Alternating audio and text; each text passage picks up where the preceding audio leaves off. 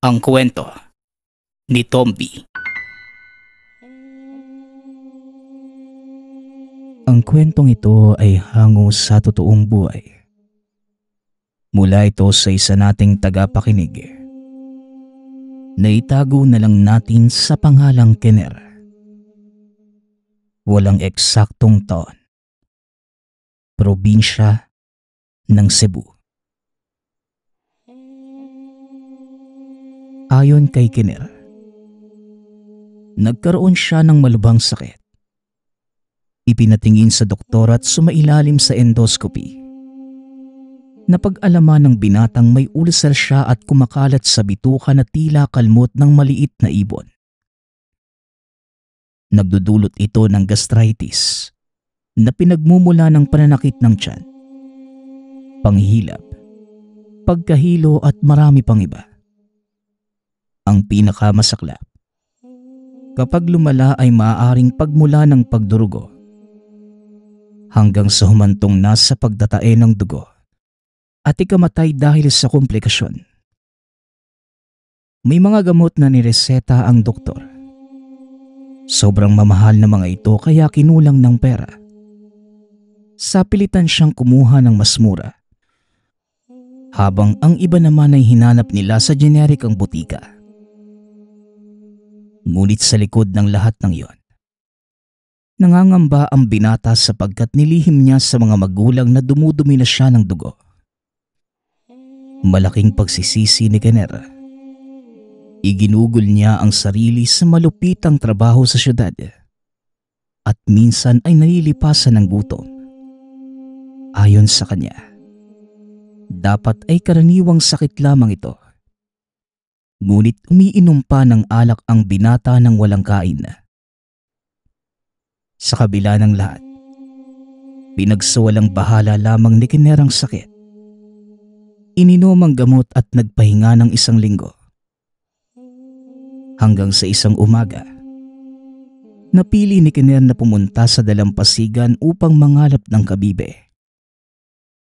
Ngunit sa hindi malamang dahilan, bigla na lamang nagsuka ng dugo si Kiner, kasabay ng panlalabo ng mga mata at pagbigat ng katawan. Hanggang sa napanawa ng paningin at tuluyang hinimatay. Mabuti na lamang, may nakakita kagad sa kanya at dinala sa tahanan. Nagkakagulo pa nga noon. Nangingitim na ang labi ni Kiner ngunit ilang sandali lang. Bumalik ito sa ulirat at pinagtapat sa mga magulang. Ang lihim na itinatago. Hindi mapigilan ng mga magulang na maiyak. Naalaman nila ang sinabi ng doktor na kahihinat na ng anak. Lalo na't nagsusuka na ito ng dugo. Isang pahiwatig na malala na ang sakit ni Kiner. Ngunit hindi na nagpatingin sa doktor ang binata. Ipinagpatuloy lang ang pag-inom ng gamot hanggang sa isang araw. May napuntang manggagamot sa lugar. Kaunting description lamang sa lugar. Ang bahay nila Kiner ay malapit sa dagat at maraming naninirahan. Katamtaman lamang ang laki ng bahay.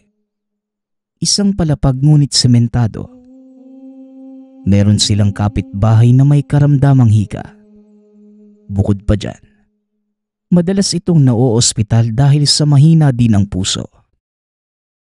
Ngunit gumaling ito at ayon sa mga residente, ang biyasang albularyo ang nagpagaling. Kaya mula noon, ang manggagamot na ito ay palaging nagpupunta sa lugar. Sa oras na pinatawag ng kung sino mang may karamdaman, malalaman o hindi.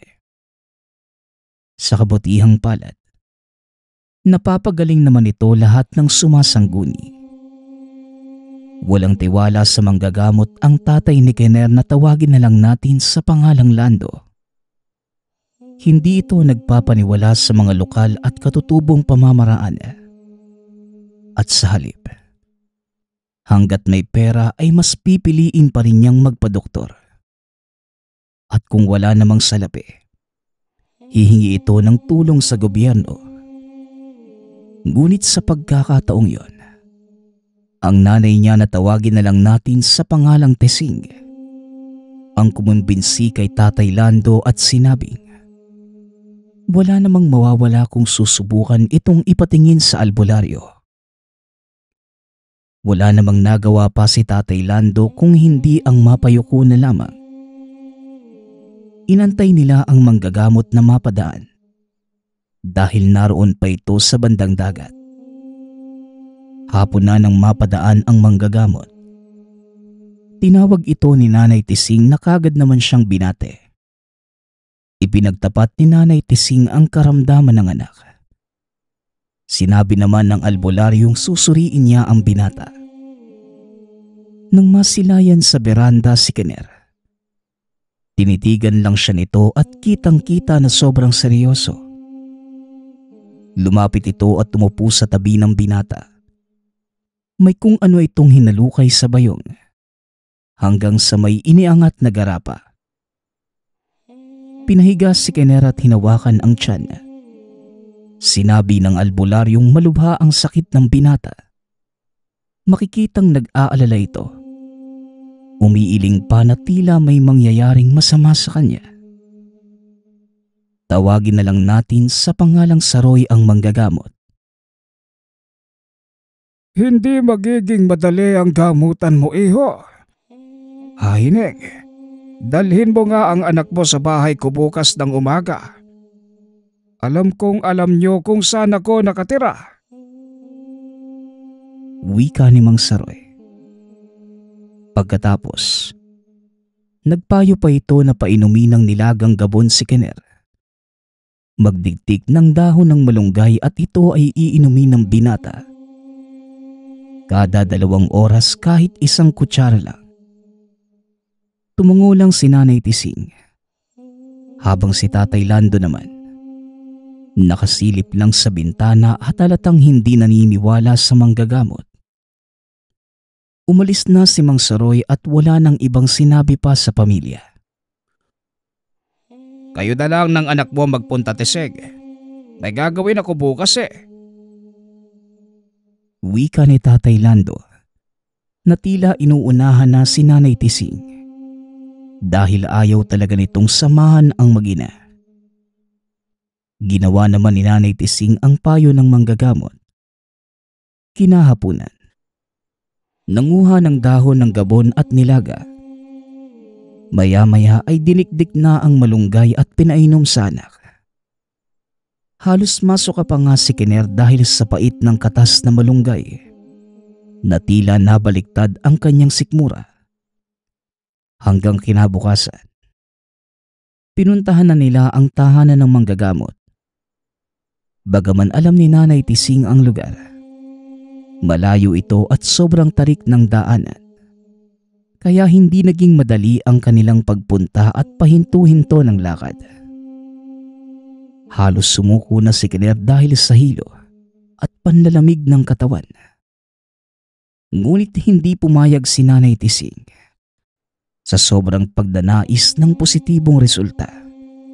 Sa oras na masunod ang sinabi ni Mang Saroy.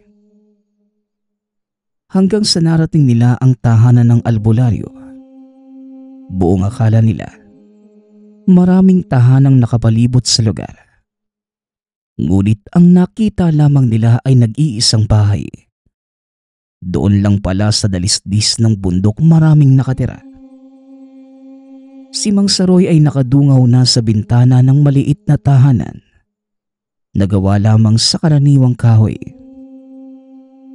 Nabuhayan naman si Nanay Tising nang kumaway ang manggagamot sa kanya. Pinaupo sila nito sa tabi ng tahanan, sa may nakahilerang tumpok ng kahoy sa harap ng abuhan. Malilim naman sa lugar. Bagaman nasa itaas ng bundok, napapalibutan ito ng makakapal na puno. Kumuha na mahihigaan si Mang Saroy. Pinahiga si Kiner at hinilot ang buong katawan. Ayon sa manggagamot, dahil mahina na ang sistema ng binata, mabilis nang napasok ang katawan nito ng hangin. o tinatawag ding panuhot. Ito ang mas nagpapalala sa karamdaman ng binata. Tatanggalin muna ni Mang Saroy ang mga panuhot bilang pangunahing gamutan bago lapatan ng pamamaraang nakasanayan. Naroon lang si Nanay Tising sa uluhan ng anak, habang si Kiner naman hindi na maintindihan ang itsura dahil sa madiing pagpisil na manggagamot sa katawan. Lahat ng kasukasuan, maliban na lamang sa maselang parte, ay hinilot ng matanda. Nang matapos, kumuha ito ng papel. May malaki, may mga maliliit at may dalading kaperasong kahoy na uling sa dulo. Ining, Tesing ang pangalan mo, tama? Ano mang makikita mo ngayon, huwag mong ipagsasabi sa iba. Dahil hindi pangkaraniwan ang gagawin ko. Ito ang palagi kong sinasabi sa mga pasyenteng nagpupunta rito. Ayaw kong magkaroon ng mga opinyon ng tao sa akin, lalo na't may iba ding mga manggagamot. Basta't ako lang ang nakakaalam ng pamamaraang ito. Ang importante, maniwala ka lang sa akin. Gagaling at gagaling talaga ang anak mo. Maraming taong nagpagamot pero kulang sa paniniwala. Kaya hindi umuobra ang bisa ng pamamaraan ko. Dapat maniwala ka. Yan ang gagabay sa proseso at tatalab sa katawan. Bueno, mag-uumpisa na ako. Salaysay ni Mang Saroy, kasabay ng pagguhit niya ng kung ano sa papel. Nakapikit ang mga mata ng matanda. May sinasabing hindi nila maintindihan. Tila tunog Indo. Lumilingon-lingon sa paligid at may kung anong hinahatak. Patuloy lamang sa pagguhit ang manggagamot gamit ang uling. Ilang sandali pa, pinataob niya si Kiner. Nilagay sa likod ang isang pahina ng papel. Dumikit ito dahil sa lana at pinatihaya naman ang binata. Binalot ang papel sa buong katawan niya, maliban na lamang sa muka. Hindi pa nakontento ang manggagamot. Kumuha pa ito ng dahon ng saging. Ginuhitan din gamit ang uling. Tinatabunan si Kiner at ng mga sandaling yun. Naiirita na ang binata dahil sa kakaibang nararamdaman sa katawan. Hanggang sa biglang nangati ang lalamunan.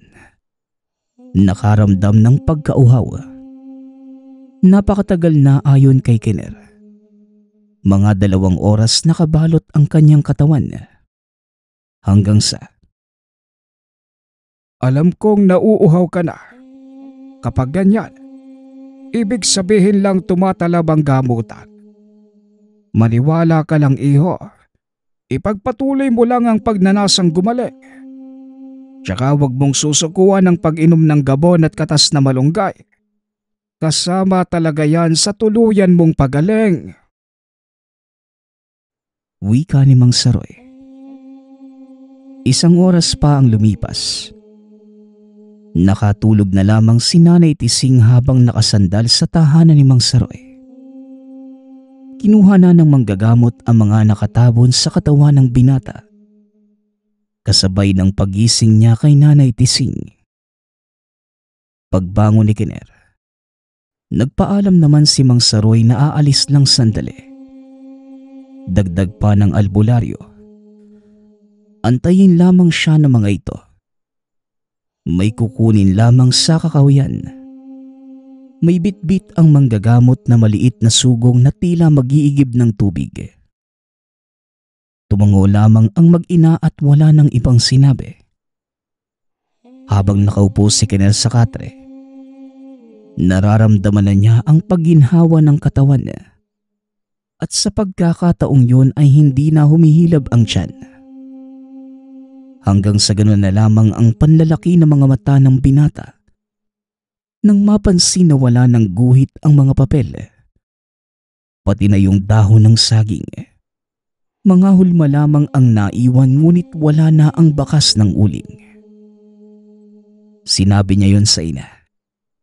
Nagulat din ito at kitang-kita ang pagkamangha sa muka.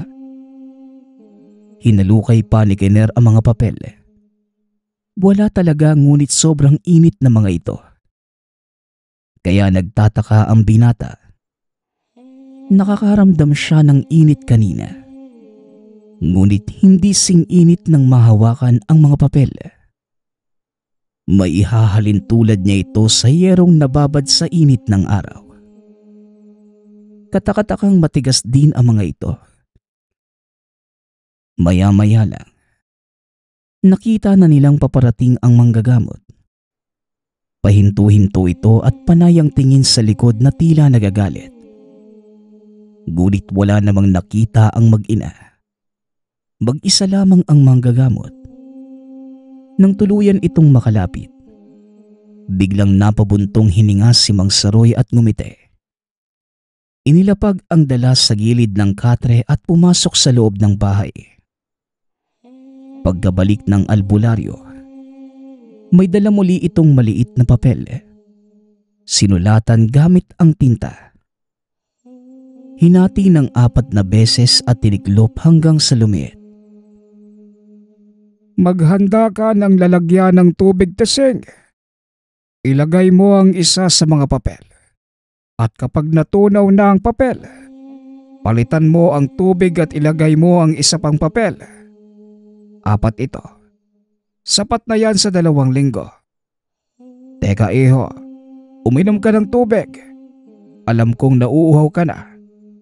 Inumin mo ang laman ng kawayang yan.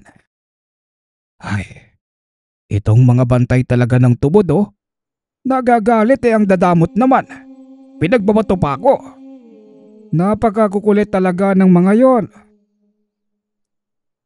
Wika ni Mang Saroy. Nagtataka si Kiner sa huling sinabi ng matanda. Matapos makainom ng tubig, pinili ng binatang magtanong kung sino ba ang bantay ng tubod. Ngumiti naman ang matanda at sinabing mahirap ipaliwanag. Ngunit dahil naniniwala si Kiner sa gamutan, alam niyang maniniwala din ito sa sasabihin niya. Ayon sa manggagamot, ang nabanggit niya ay mga bantay. Nagbibigay sa kanya ng kakayanan upang manggamot. Ang problema nga lang, makukulit ang mga ito at tila laging galit. Isang beses niya lamang itong nakausap ng mabait. Engkanto ito na kung tawagin ay Mukoy. Pangit ang muka. Tila palaka na may malaking mata. Ngunit mabait naman ito. Palagi nga lang galit at tinataboy. Hindi naman nanggagambala at hindi nagtatanim ng sama ng loob. Nakakaliw talaga ang mga yon. Minsan, panakaw na akong kumukuha ng tubig. Nagalit ba naman? Kahit maayos ang pakikitungo ko. Pero pag may dala akong pagkain, mabait pa sa pusang naglalamping. Lalo na kapag karne ang ibinigay ko. Nagkakagulo pa na parang mga baliw. Galing sa kanila ang mga kataga ko. Ibang lengguwahe at pamamaraan. Nakahanay naman sila sa panig ng ama kaya mabubuting nilalang. Masungit nga lang. Yung kasi talaga ang ugali nila bilang bantay ng tubod. O siya, sige. Maaari na kayong umuwi. Ako na lang ang dadalaw para kumustahin ka, iho. Pero sigurado kung gagaling ka, nahigop na ng katawan mo lahat ng katagang sinulat ko sa papel. Yan ang magsisilbing poder mo habang pinapagaling ka ng malunggay at gabon. Hindi ba't sinabi ko, mabisa ang mga halamang yon? Ang poder ay para lang sa pagpapalakas ng katawan. Depensa sa mga masasama at gabay mo sa araw-araw. Pero hindi nagpapahilom ng sugat. Kaya sinasabayan ko rin ang organiko. Mahabang salaysay ng matanda. Masasabi ng mag-ina na totoo lahat ng sinabi ni Mang Saroy.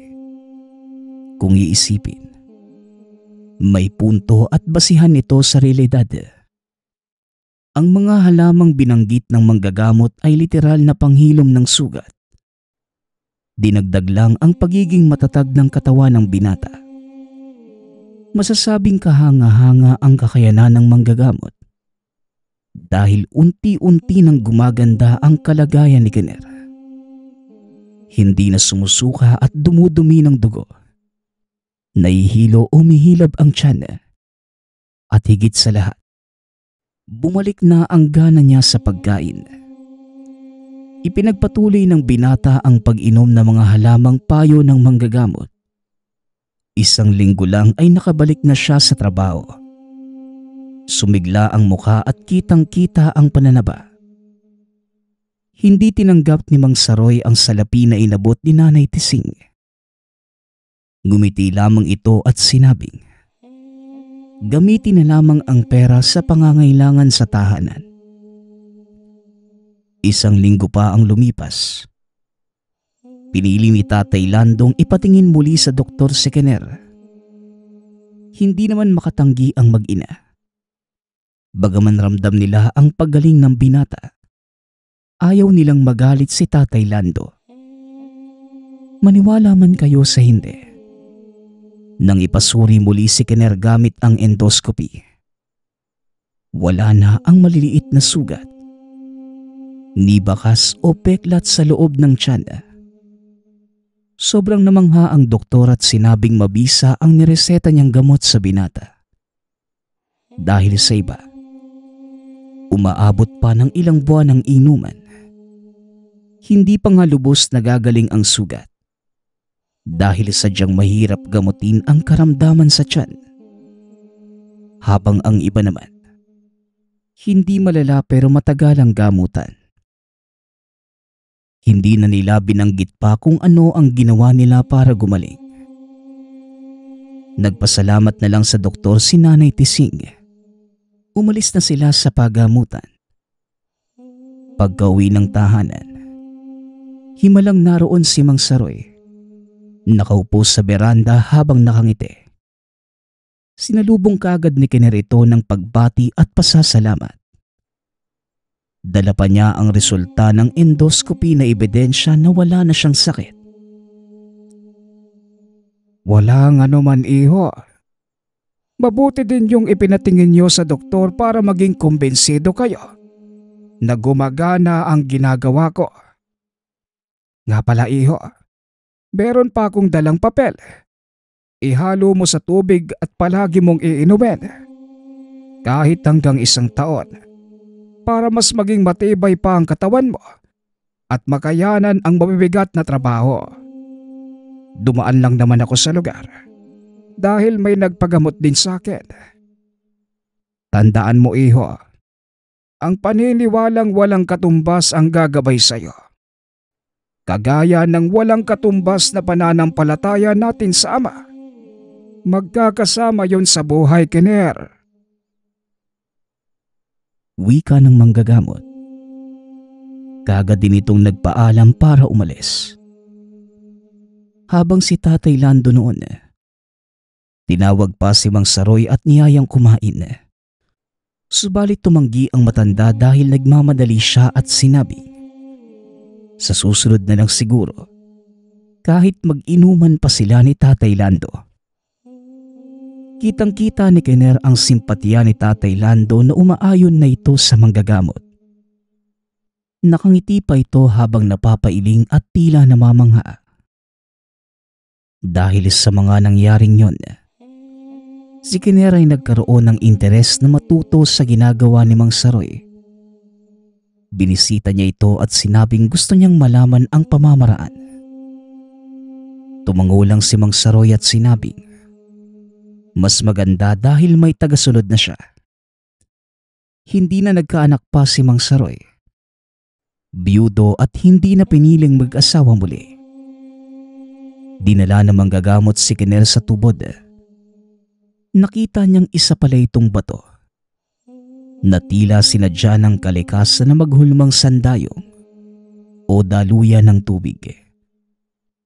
Maliit lamang ang tubod at ang gilid ay may napakatarik na pangpang na nababalot ng mga lumot. Nakarinig si Kiner sa lugar ng iba't ibang kaluskos. Alam niya sa sarili na hindi ito galing sa tao o hayop. Ang bibilis at maliban pa dyan, tila tulog ng galit na pusang naipit. Yan ang mga mukoy. Animal, nahihiya sila sa'yo. Samantalang sa akin ay walang mga respeto. Nasa distansya lang sila, Kiner. Nakatitig sa'yo at ang babait ng itsura. Makikita mo din ang mga yan sa oras na matuto ka na ng pamamaraan ko. Wika ni Mang Saroy. Ipinaliwanag ng matanda ang tubod. Karaniwang tubig lamang naman pero may bisang pangpalakas. Sa oras na ang uminom ay may malakas na paniniwala sa mga kakaibang bagay. Tinuruan ni Mang Saroy si Kiner. Itinuro niya lahat ng pamamaraan niya. Unti-unting natutunan ng binata ang orasyon. Hindi pala ito sinusulat na literal na makikita ang letra, kung hindi sinusulat habang nag-uusal. Kung anong maiguhit sa papel, yun ang kaukulang orasyon na sinambit ng tao. Tila sulat ito ng doktor at hindi maintindihan. Lahat ng mga naging karanasan ni Kiner na nagpabago sa kanya at nagbigay ng paniniwalang walang katumbas nang dahil lamang sa orasyon sa papel. Ang susunod nating kwento ay mula sa isa nating tagapakinig. Naitago na lang natin sa pangalang Kaloy. Taong 1997. Probinsya ng Samar. Anong nangyari? Bakit ang daming pasana naman ang mukha mo? Akala ko ba mag-aararo ka lang ngayong araw? Tanong ni Nanay Mulet. Oo nga po, tay. Ano pong nangyari? Ayos lang po ba kayo? Susunod sana kami ni Nanay sa bukid para magdala ng tanghalian. Kaso, bigla ka namang umuwi. Sa hinabol ka ba ng kalabaw, tay? Puro putik yung damit mo. Dagdag ni Kaloy. Manahimik na nga kayong dalawa. Kaloy, kunan mo na lang ako ng tubig at lilinisin ko ang katawan ko. Hindi mapersa itong kamay ko eh. Parang may naipit na ugat. Munet, samahan mo ako at magpapahilot ako mamaya-maya. Mga walang hiyang yon. May araw din sila sa akin. Wala naman akong ginawang masama eh. Pinagtulungan ba naman ako ng mga hayop na yon? Tugon ni Tatay Berto. Abat, sino namang nambugbog sa'yo? Saka bakit? Binalikan kanila. Baka naman meron kang ginawang masama sa kanila. Sige na, Kaloy. Igipan mo na ang tatay mo ng makalinis na ng katawan. Bilisan nyo nang makakain na tayo. Muling wika ni Nanay Monet. Kagad namang kumilos ang dalawa. Gusto pa sanang magtanong ni Kaloy kung bakit hindi ito lumaban at hinayaan lang na mabugbog. Habang naglilinis ng katawan si Tatay Berto, paghihiganti pa din ang nasa isipan. Bata pa lamang, nakakaranas na ng pambubugbog ang ama mula sa ibang tao. Nakasanayan na ng mga ito na kung hindi bibiru-biruin, sasaktan siya ng pisikal. Tila natutuwa pa ang mga ito sa tuwing nakikitang kawawa ang itsura ni Tatay Berto. Dahil sa sobrang pagnanais na makapaghigante, sumagi sa utak ni Tatay Berto na puntahan ng kapatid na si Tia Linita. May kakayanan itong mangkulam at mambarang. Yon ay matagal ng sikreto ng kapatid na si Tatay Berto lamang ang nakakaalam. Monet, pupunta muna ako kina Linita ngayon ha. Doon na din siguro ako magpapahilot. Siya nga pala, Baka gabihin na ako. Mauna na kayong maghapunan ni Kaloy. Huwag niyo na akong hintayin. Wika ni Tatay Berto. O siya, sige. Dalhan mo din ng saging at kamote ang kapatid mo. Minsan ka na nga lang makapasyal eh. Magbitbit ka na ng pasalubong. Sigurado kong matutuwa yun kapag nakita ka niya. Tugon ni Nanay Munet. Tay, sama po ko. Matagal na akong hindi nakakapasyal kina Tiya eh. Malapit lang naman pero hindi man lang tayo nakakapasyal doon. Saka di ba, hindi pa makakabuhat yung mga kamay mo. Ako na po ang magbubuhat niyan, Tay. Wika ni Kaloy. Wag na, anak. Saka na lang. Walang kasama ang nanay mo sa bahay. Saka malayo ang lalakarin ko. Baka imbes na itong pinabitbit lang ng nanay mo ang dadalhin ko, kakargahin pa kita. Kaya ko naman, anak eh. Saka mas kailangan ka ng nanay mo dito. Tugon ni Tatay Berto. Kahit masama ang loob dahil hindi isinama ng ama, sumunod na lamang si Kaloy. Lalo pat ayaw din naman niyang iwanan si Nanay Munet. Ilang sandali lang, umalis na ang ama. Habang bitbit naman ng bata ang laruang baril-barila na gawa sa kahoy. Nagpaalam ito sa ina na maglalaro sa labas ng bakuran. Nakita ng bata mula sa bintana ang mga kaibigang naglalaro. Malapit lamang sa bakuran. Tumango lang naman ang ina dahil abala ito sa pagbabanlaw ng labada sa likod bahay. Hoy Kaloy, huwag kang lalayo ah. Padilim na anak. Huwag masyadong maglilikot. Paalala ni Nanay Munet. Opo, ipapakita ko lang tong ginawa ni tatay na laruan. Ang gaganda po eh. Alam mo naman ay, palagi akong iniinggit na mga yun sa laruan nila. Ngayon ako naman ang meron ay. Tugon ni Kaloy. Anak, hindi tama ang ganyang pag-uugali ha. Makipaglaro ka lang. Huwag mo nang iyabang yung mga laruan mo. Ayos ba yun? Saka hayaan mo lang kung nagyayabang sila. Ang mahalaga, mabuti kang bata. Dagdag ng ina. Niyakap ni Kaloy ang ina bago tuluyang lumabas ng tahanan. Alam niyang tama naman si Nanay Munet. Kaya nawala na sa isip ng bata na magyabang. Bagkus, nakasukbit lamang sa likod ng suot na short ang laruan. Ayaw na niya sanang ipakita sa mga kalaro. Patakbo itong lumapit sa kinaroroonan ng mga kaibigan. Makikisali lang sana ngunit bigla siyang itinulak ng isang bata at sinabing ayaw na mga itong makipaglaro sa anak ng duwag.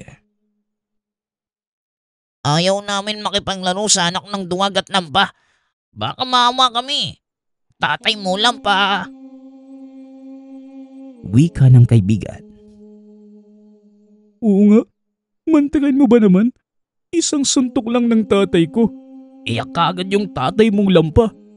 Kaya lampa ka din kagaya ng tatay mo. Lampa! Iiyak na yan, anak ng duwag. Dagdag ng isa pa. Grabe naman kayo. Hindi duwag ang tatay ko. Hindi! Tugon ni Kaloy. Sa sobrang galit ay hinugot ng bata ang laruan sa likuran. Walang pagdadalawang isip na hinampas sa ulo ng mga kaibigan. Sa lakas ng pagkakapalo, nagkabukol pa ang mga ito. Maliban doon ay nagtamo din ng mga sugat dahil sa tigas at talas ng laruan. Nagtakbuhan ang mga ito habang umiiyak. Nanginginig pa rin sa galit si Kaloy nang maabutan ng ama. Nang mga oras na yon, hindi din maipinta ang pagmumukha ng makita ang anak. Hinawakan niya si Kaloy at inakay pauwi. Nang masilayan sila ni Nanay Munet sa pinto. Oh, ano bang nangyari sa inyo? Kaloy, bakit? Ano bang nangyari? Tanong ni Nanay Munet. Ewan ko ba dito sa anak mo? Naabutan ko na lang sa labas na iyak sa nanginginig. Hawak pa nga niya yung baril niya eh. Kaloy, ano bang nangyari anak? Sabihin mo sa amin ng nanay mo. Wika ni Tatay Berto. Kasi tay, duwag at lampa ka daw eh. Sabi nung anak nung nambugbog sa'yo. Siyempre, pinakita ko lang sa kanila na hindi tayo duwag. Takot din naman pala sila eh. Tugon ni Kaloy. Ano bang ginawa mong bata ka? Saka ano yung pula sa laruan mo? Dugo. Diyos ko, sabi ko sa'yo makipaglaro ka, hindi makipag-away. Paano na yan, Berto? Siguradong susugod ng mga... Hindi pa natapos sa pagsasalita ang ina. Ngunit biglang may kung anong bumagsak sa bubong. Hindi isa o dalawa, kundi maraming bato mula sa labas ng tahanan. Akmang lalabas sana si Tatay Berto ngunit pinigilan ito ng asawa. Ramdam nitong delikado kung sasabayan niya ang init ng ulo ng mga nakaalitan. Nagsisigaw ang mga ito habang patuloy pa rin sa pagbato sa bubong. Magtago na kayong mag-ama. Sa oras na makita ko kayo, makikita niyo ang hinahanap niyo. Lalo ka na, Berto. Ilabas mo dito ang tarantado mo, anak. Wika ng lalaking si Butyo. Papasukin na sana sila ng lalaki. Mabuti na lamang ay biglang may mga tanod na umawat. Marami nang nakikiusyoso sa nangyayari. Sa tulong ng tanod nadala ang dalawang panig sa barangay upang alamin kung ano nga ba ang pinagmula ng gulo para maayos. Kinausap ng kapitan ang dalawang partido para hindi na lumaki ang away, lalo pat nadadamay na ang mga bata. Sa harap ng kapitan, tila maamong tupa lamang si Butyo. Nagkukunwari na sila pa ang inagrabyado. Idinidiin ng mga ito na hindi tinuturuan ng tama si Kaloy at bigla na lamang nananakit. Magsasalita pa sana ang bata upang depensahan ang sarili. Ngunit pinigilan ito ng ina. Sinabihang humingi ng paumanhin at ipangakong hindi na uulitin ang ginawa. Napayuko na lamang si Kaloy kahit sobrang bigat ng kalooban na siya pa ang naging masama. Padilim na nang matapos ang kumprontahan sa barangay. Habang naglalakad pa uwi, walang imikan ang mag-asawa hanggang sa tuluyang makapasok ng tahanan. Umupo lamang si Kaloy sa sala habang si Nanay Monet naman. Inihanda na ang hapunan. Si Tatay Berto naman ay dumiretso na sa kwarto. Lingid sa kalaman ng mag-asawa ang dalang bote na may lamang mga insekto ni Tatay Berto. Mula ito sa kapatid na si Tia Linita. Alam niyang hindi sila makakalaban sa pisikal at lalong hindi pumapanig ang katarungan sa kanila dahil magaling magmanipula ang kabilang kampo. Kaya nais ni Berto na turuan ng leksyon ang mga nanakit sa kanila sa pamamagitan ng barang. Nakangiti si Tatay Berto habang binabalot ng itim na tela ang boteng may mga insekto.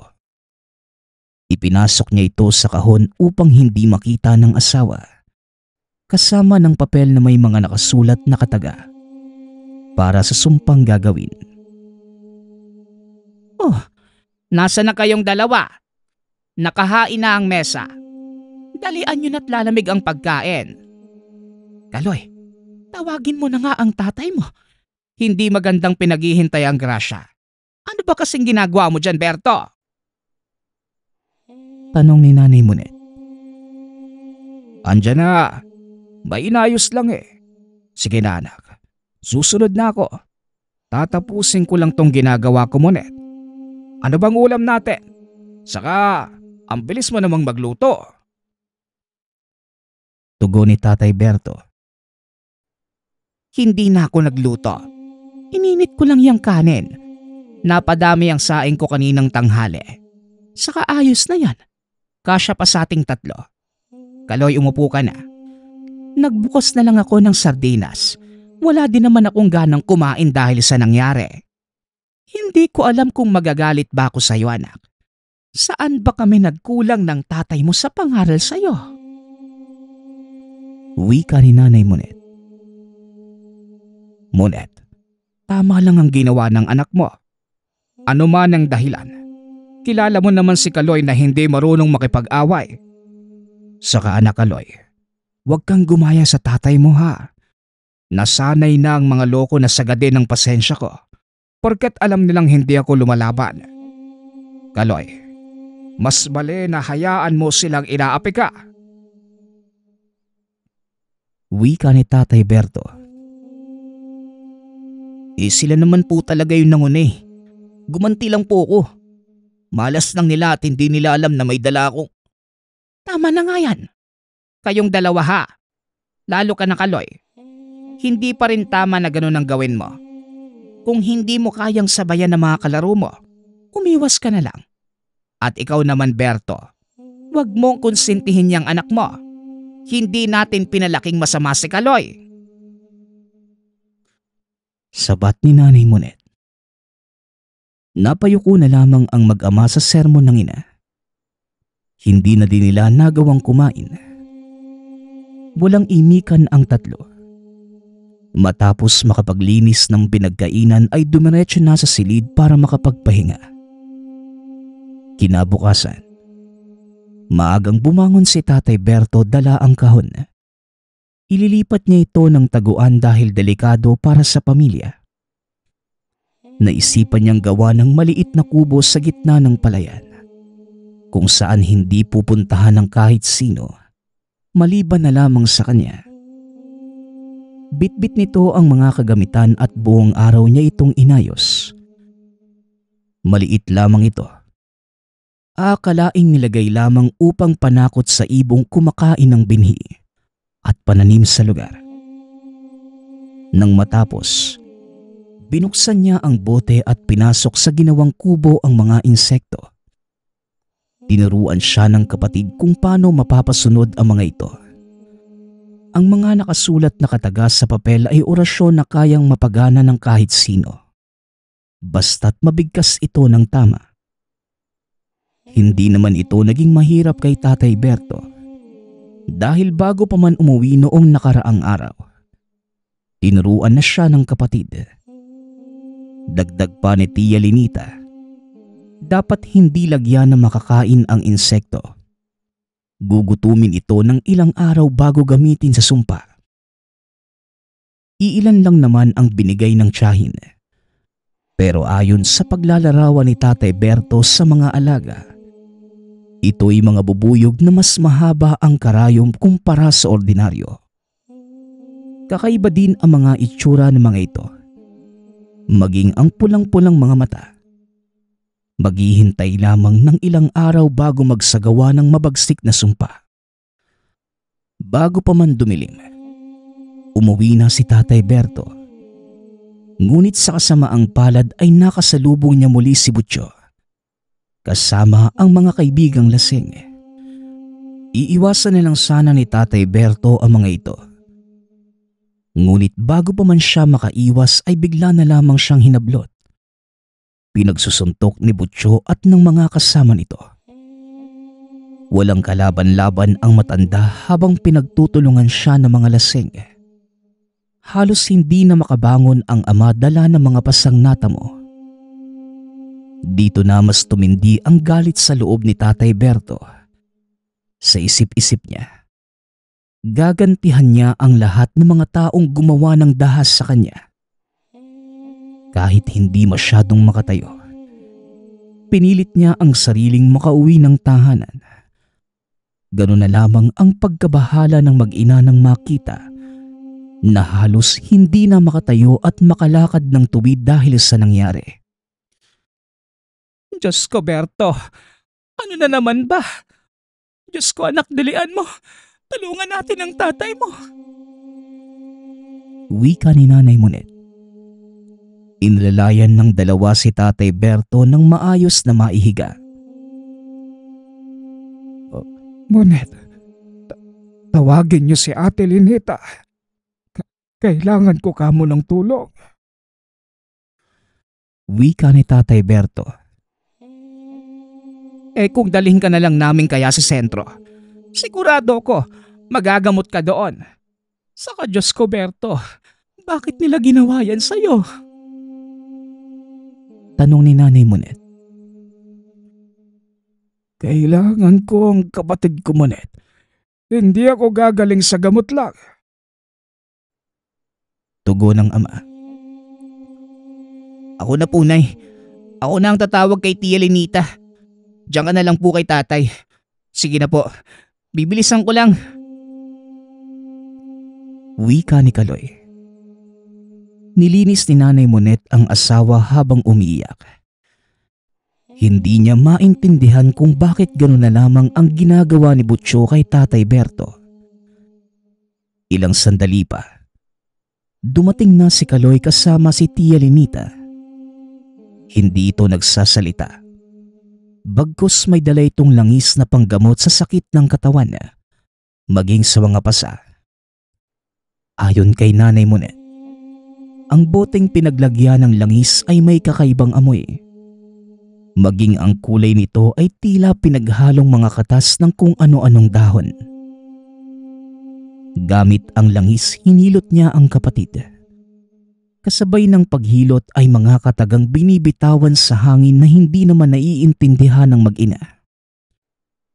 Ilang sandali pa naging maayos na ang pakiramdam ni Tatay Berto.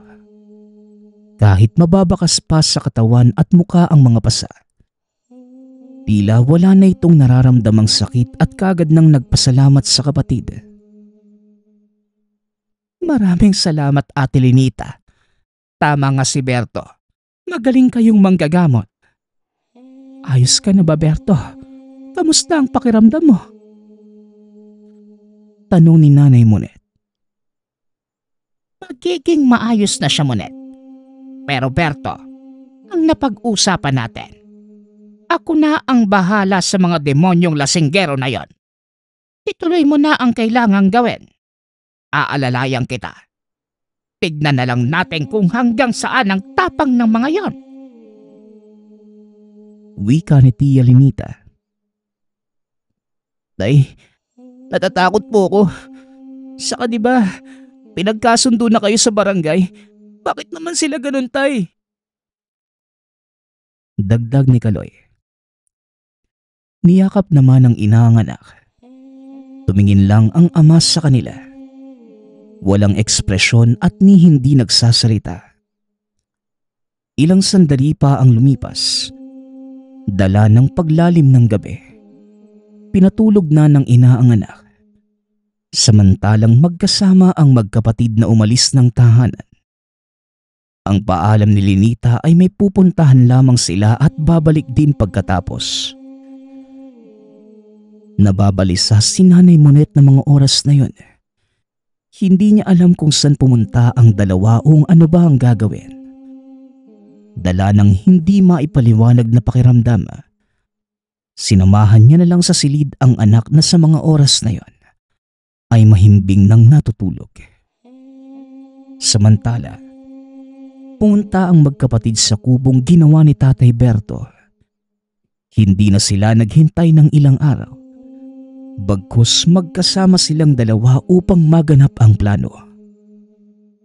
Gamit ang insekto, inuutusan ni Berto ang mga alaga habang nasa gilid lamang ang kapatid. Ito ang umaalalay sa pag-uusal ng katagang magbibigay parusa sa sinumang palolooban nito. Ilang saglit pa, nang matapos ay nagtawanan pa ang dalawa na tila sinapian ng demonyo. Madaling araw na nang umuwi ang dalawa. Pareho itong tila wala sa sarili habang nasa pinto si Nanay Monet. Parehong puno ng putik ang mga damit. Tila wala pa ring ekspresyon ng mga muka. Hinayaan na lang ni Nanay Monet makapasok ang dalawa. Ni hindi ito nakapaglinis ng katawan niya at bigla na lamang natulog sa upuan. Bumalik na din sa pagtulog si Nanay Monet. Nagising na lamang sila sa mga sigawan sa labas na tila nagkakagulo. Meron pa silang narinig na tunog ng patrol at ambulansya. Tay, Nay, ano pong nangyayari? Bakit ang ingay po sa labas tsaka... Huwag mo nang alamin, Kaloy. Sige na, dito ako mag-aagahan kasama ninyo. Kung ano man ang problema sa labas, hindi na natin problema yon. Monet, kung ano man ang mga nakita mo, manahimik ka na lang at asikasuhin ang pamilya mo. Nakuha lang nila ang para sa kanila. Sabat ni Tia Lenita. Kaloy, magagahan na tayo. Ngunit tama ang ate ha. Kung ano man ang problema sa labas, wala na tayong pakialam doon. Dagdag ni Tatay Berto. Ayon sa kwento ng mga kapitbahay, natagpo ang patay sa tapat ng sariling tahanan si Butyo na wala ng buhay. Ayon pa sa mga saksi, pinaghihinalaan nilang dahil sa kalasingan, kung saan-saan ito sumuot dahil puno ang katawan ng mga tusok. Halos hindi makilala ang muka dahil sa pamamaga. Ni wala man lamang makapagsabi kung ano ba talaga ang tunay na pinanggalingan ng mga natamong sugat sa katawan. Nanatiling lihim ang gawain ng dalawa. Patuloy namang nanahimik si Nanay Monet kung ano man ang nalalaman. Maging si Kaloy, ni hindi noon naiintindihan ang ginagawa ng ama at tiyahin. Ngunit sa paglipas ng panahon at nagkaisip, tsaka lamang napagtanto na isa sa pinakamagaling na mambabarang ang tiyahin. Ngunit pinagdiinan ni Tia Lenita sa kanya na hindi ito dapat ipagmayabang dahil hindi ito bagay na maganda para sa iba. Ngunit sa oras na makanti ang pamilya, walang pagdadalawang isip na gagamitin ang kakayahan. Nagpapasalamat nga pala ako sa lahat ng sumusuporta sa ating channel. Nawa ay patuloy niyong suportahan at pakinggan ang ating mga kwento. Hanggang sa muling pakikinig. Paalam.